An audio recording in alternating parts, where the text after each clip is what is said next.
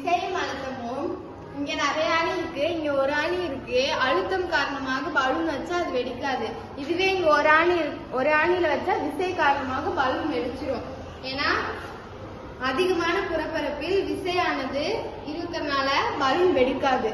இப்ப அதை செய்ய போறாங்க பார்க்கலாம். நிறைய ஆணி இருக்கிற இடத்துல பலூன் வைக்கிறாங்க, அது வெடிக்கல.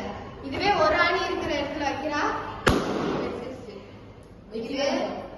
இதன் மூலம் விசையின் விளைவானது அதன் எண் மதிப்பையும் அது செயல்படும் பரப்பையும் சார்ந்தது என்பது இந்த சோதனையில் தெளிவாகிறது.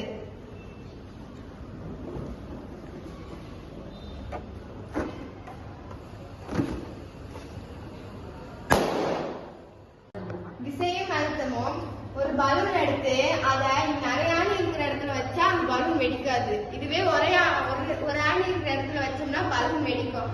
அதற்கு காரணம் அதிகமான புறப்பரப்பில் விசையானது இருப்பதால் பலூன் வெடிப்பதில்லை. அந்த சோதனையை இப்ப நம்ம பார்க்கலாம். இதுவே நிறைய ஆணி இருக்கிற இடத்துல பலூன் வைக்கிறோம், பலூன் உடையல.